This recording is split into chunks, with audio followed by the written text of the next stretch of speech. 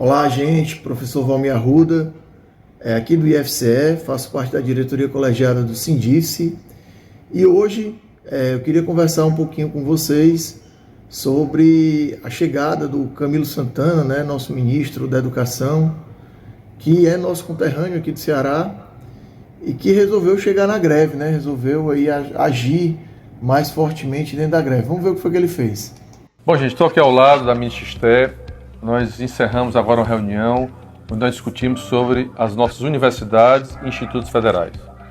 Você sabe do compromisso do presidente Lula com as nossas universidades, com nossos institutos, desde a PEC da transição, onde foi feita uma recomposição orçamentária. Quando ele fala de recomposição orçamentária, a gente não espera nada menos de um governo, né, que foi eleito com a bandeira da educação, de um governo que foi eleito por nós, professores, professoras, técnico-administrativos, a comunidade da educação foi para as ruas, foi linha de frente na campanha de Lula, e é óbvio que a gente espera que, no mínimo, o presidente nos dê essa atenção, nos dê esse retorno e recomponha o nosso orçamento.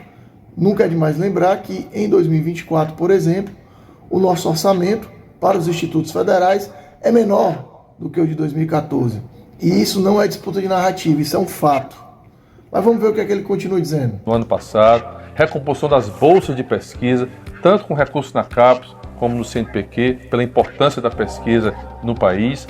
Pela primeira vez, nós incluímos a educação no PAC, que inclusive será anunciado na próxima segunda-feira pelo presidente, todos os novos investimentos em hospitais universitários, nos campi das universidades. Já lançamos o PAC dos institutos federais, 100 novos institutos federais. É outra, quando a gente fala de disputa de narrativa, é uma outra problemática, né? Evidentemente que a gente quer que os institutos cresçam, que as universidades cresçam e que cheguem a toda a população brasileira, porque a gente reconhece a importância dessa política pública, porque a gente reconhece o papel fundamental que esses institutos e essas universidades têm para o acesso ao conhecimento, para o desenvolvimento dos municípios. Isso é indubitável, isso é ponto pacificado. Agora, você falar em expansão, quando a gente está falando aqui que o nosso orçamento é menor do que 10 anos atrás, é no mínimo absurdo. Primeiro, a gente tem que olhar para o que está hoje, porque é o real. A gente tem que parar, hoje os institutos e as universidades sobrevivem de emenda parlamentar, a gente tem que parar com isso. Então, o que ele está anunciando aqui como vantagem nada mais é do que a obrigação é para que os institutos e as universidades terminem o ano, pelo menos, sem ter que passar o pires para deputado e deputada para conseguir fechar o ano.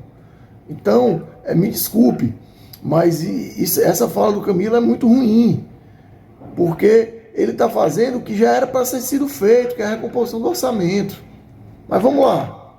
E agora também o esforço que nós fizemos, ministro Esté, de recompor os cortes que foram realizados no final do ano passado na aprovação do orçamento para o custeio das universidades e institutos federais, e agora uma luta, um esforço grande, o presidente vai anunciar na próxima segunda-feira novos recursos para o custeio das universidades e institutos federais, demonstrando o compromisso do presidente, desse governo, com as nossas instituições de educação superior do nosso país. Mais uma vez que eu vejo muita preocupação, um governo que tem que se esforçar tanto, segundo o próprio ministro, na fala dele, para poder garantir verba de custeio para as universidades e institutos federais, né? O mais legal é que até agora ele não falou de servidor e servidora, né? Ele falou do PAC, falou da recomposição do orçamento, de custeio, mas não falou ainda nada sobre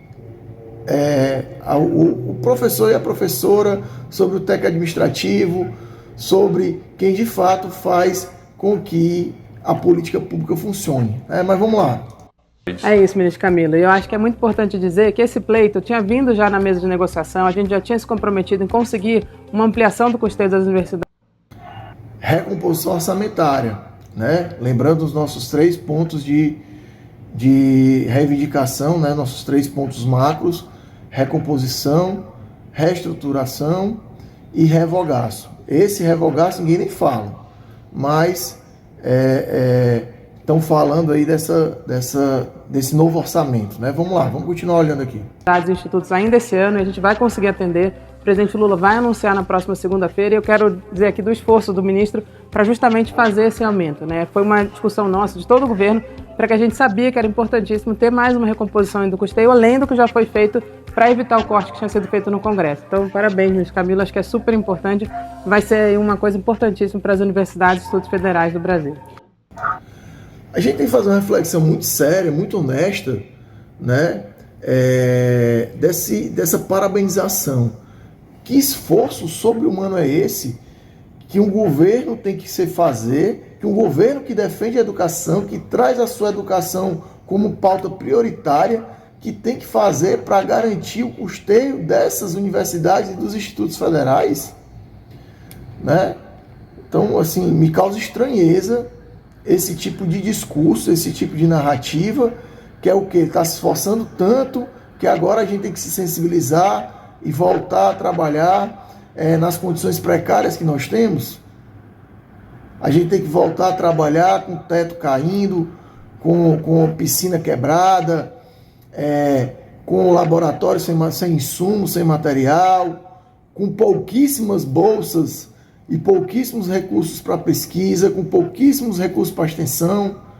É isso que a gente tem que louvar. Esse é o trabalho de um ministro? Estou achando estranho. Quero agradecer à ministra Esther pelo esforço, pelo trabalho, toda a equipe do governo, e dizer que, sob a liderança do presidente Lula, é a reconstrução da educação que nós estamos fazendo nesse país. Vamos continuar trabalhando muito para fortalecer e valorizar a educação federal nesse país. Um abraço. Um abraço, gente. Bem, gente, a valorização da educação desse país, ela passa pela valorização dos trabalhadores e trabalhadoras da educação. Por todo o escopo de pessoas que dedicam as suas vidas a estarem nessas universidades, nesses institutos federais, cotidianamente lidando com essas narrativas que são construídas de que a universidade é rica, de que professor é rico, de que técnico administrativo é rico. Gente, a situação é crítica, a situação é vergonhosa. As nossas universidades e nossos institutos federais, do potencial que eles têm para o que eles estão hoje, a situação é crítica, e por isso que nós estamos em greve, porque nós passamos um ano esperando que essa valorização viesse, e o que veio foram cortes.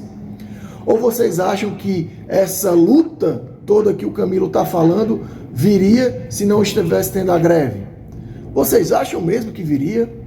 Gente, essa greve, ela só mostra a real necessidade de trabalhadores e trabalhadoras da educação irem à luta, porque só depois de uma greve a gente conseguiu pelo menos essa recomposição orçamentária inicial. A gente conseguiu pelo menos que o senhor ministro Camilo Santana saísse do seu gabinete, saísse da sua cadeira e fosse atrás de recurso para colocar na educação.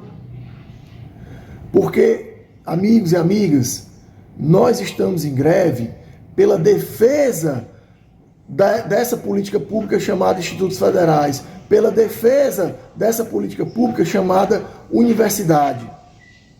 E que nós estamos cansados de ter todo ano que cancelar a aula de campo porque não tem recurso, de ter todo ano ter que ter bolsista voluntário porque não tem recurso para colocar bolsa para todo mundo, porque nós estamos cansados de ver todas as categorias recebendo aumento e os trabalhadores e trabalhadoras da educação serem esquecidos. Então, senhor Camilo Santana, nada mais é do que sua obrigação moral ir atrás de orçamento para reverter essa situação. A greve continua forte e, Camilo, não são só muros. As universidades e institutos federais, elas precisam de servidores e servidoras para fazer com que elas funcionem.